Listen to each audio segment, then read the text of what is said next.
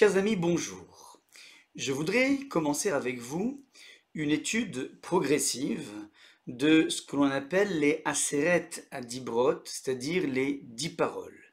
Ce sont ces 10 paroles qui ont été incrustées dans de la pierre, dans ce que l'on nomme les tables de la loi, il y a exactement à peu près 3300 ans, et qui ont été données comme une sorte de charte qui va petit à petit mener le peuple juif à travers donc 10 paroles qui vont construire l'individu.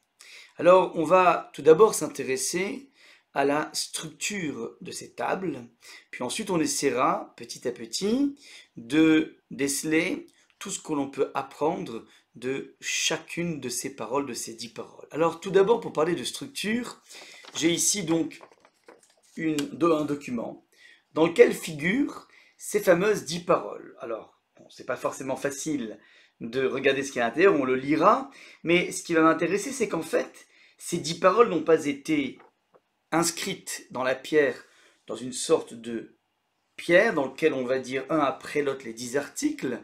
Il y a ici en fait deux louchot, deux tables, la première et la deuxième, sur laquelle est couché dans chacune de ces tables 5 articles, 5 lois, 5 commandements.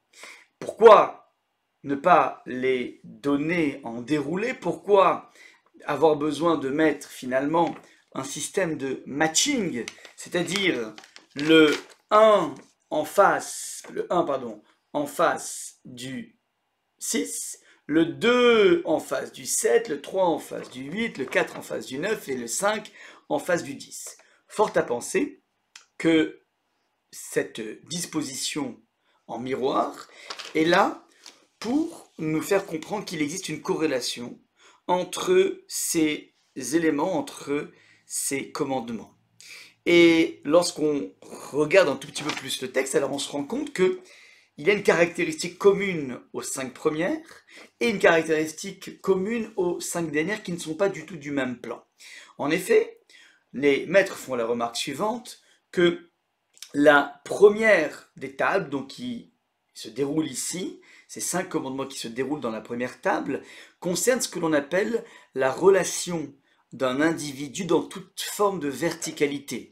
Alors, la verticalité première, évidemment, c'est le rapport à Dieu, et donc, d'entrée de jeu, les premières tables, les premiers commandements concernent cette relation à Hachem.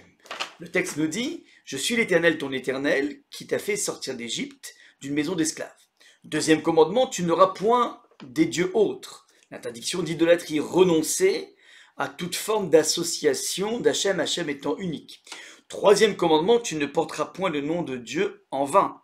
Prononcer pour des choses trop triviales le nom de Dieu est quelque chose d'interdit. Quatrième niveau, pense au jour de Shabbat pour le sanctifier. Le commandement de Shabbat pour venir témoigner du fait que Hachem a créé le monde en 6 jours et a mis en place une trêve le 7e jour. Et enfin, dernier commandement vertical, donc jusqu'à présent on parlait de Dieu, puis là d'un coup on se trouve avec les parents, Kaved et avicha vetimecha, honore ton papa et honore ta maman, qui est en fin de compte la première verticalité qu'un individu découvre dans son existence. Voilà un petit peu donc pour les premières tables, les 5 premiers commandements. Et ce qui est intéressant, c'est que la suite va concerner exclusivement que la relation horizontale. Lo tirtsar, ne tue pas. Lo tinaf, ne commet pas d'adultère. Lo tignov, ne commet point de vol. Donc c'est toujours la relation intersubjective.